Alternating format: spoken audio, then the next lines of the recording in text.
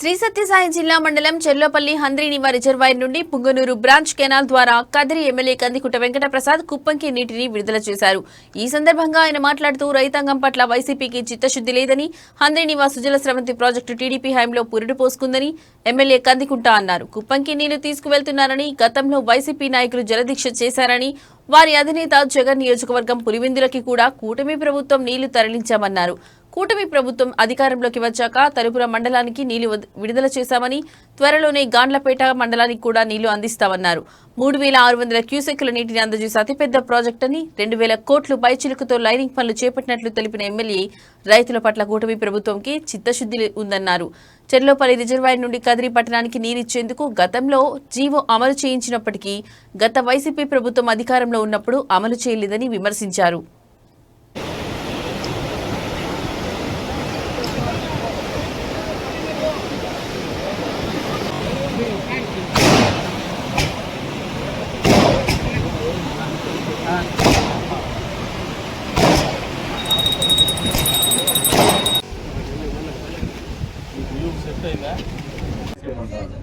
పక్కనే పులివెందులు ఉంది.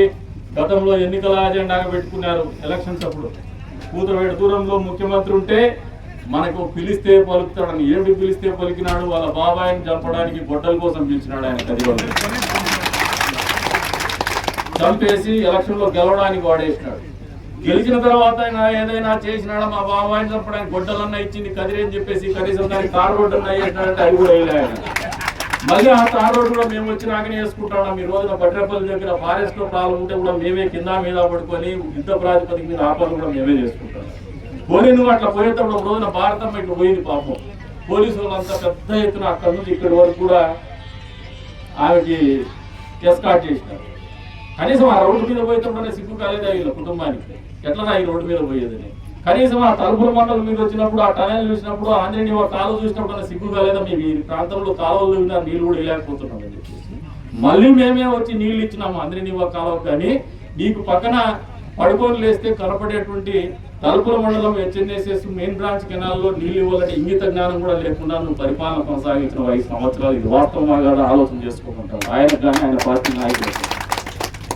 మరి ఇటువంటి పరిస్థితుల్లో ఉన్నటువంటి నాయకులకు, పనిచేసేటువంటి నాయకులకు వ్యత్యాసం ఏంటంటే కళ్ళ ముందర కనపడేటువంటి చెర్లోపల్లి రిజర్వాయర్, హంద్రీనివాలో పారేటువంటి ఈ కృష్ణా నదీ జలాలే సాక్ష్యం అని చెప్పేసి తెలియజేసుకుంటూ మరొకసారి కింది ప్రాంతంలో ఉన్నటువంటి వాళ్ళకి, అదే రంగా నల్ల చెరువు తనకల్లు మండల రైతాంగానికి కూడా ఈ నీరు మంచి చేస్తుందని చెప్పేసి కూడా తెలియజేసుకుంటూ, కుప్పం వరకు నీళ్ళు ఇస్తాం, మీరు జలదీక్ష చేసినా తల కింద పెట్టి కాలు పైకి లేపినా మేము ఈ ప్రాజెక్టు ఏ రకంగా రూపుదిద్దుకుందో, దేనికోసం రూపుదిద్దుకుందో, ఏ ప్రాంతం కోసం రూపుదిద్దుకుందో ఆ అన్ని ప్రాంతాలకు కూడా వాస్తవానికి దగ్గరగానే పనిచేస్తాం. అంతేగాని మీ తాటాకు చెప్పలకు భయపడం. అంతేకాకుండా మెయిన్ బ్రాంచ్ కెనాల్ ద్వారా కూడా తలుపులకు నీళ్లు ఇస్తాం, ఎంపీ గుంట వరకు కూడా నీళ్లు తీసుకుపోతాం, గాండ్లపేట మండలానికి కూడా హంద్రీనివా జలాలను అందిస్తాం. ఎక్కడ కూడా వెనక్కుపోం. మీరు ఏ దీక్షలు చేసినా వెనక్కుపోము. మీరు వాస్తవం లేకొస్తే బెటర్, కానీ మాతో పాటు కలిసి వస్తే మిమ్మల్ని ప్రజలు ఆశీర్వదించడానికో కనీసం క్షమించడానికి ఒక అవకాశం ఉంటుంది. మాతో పాటు కలిసి రాకుండా ఇదే అబద్ధాలు చెప్పుకుంటూ అవాస్తవాలు ప్రచారం చేసుకుంటే ఇప్పటికి కూడా భ్రమలో బతుకుతున్నారు. మన ఒక ఆయన చెప్తాడు, ఏంది 7,000 6,000 చిల్లరోడే కదా అని. 600 700తో గెలిచిండేది కూడా గెలిపి అనుకునే 5 కోట్లకు అమ్ముకున్నారు 600 700. ఈ రోజున మీరు రైతుకోవాల్సింది ఈ 6,000 7,000 70,000 పోకుండా కాపాడుకొని ఒళ్ళు దగ్గర పెట్టుకొని పని చేసుకుంటే కనీసం అప్పుడైనా కూడా మళ్ళీ గౌరవంగా ఓడిపోతారేమో. కానీ ఇదే రకమైనటువంటి తంతు పోతే మాత్రము మీకు ఈసారి ఈ నియోజకవర్గంలో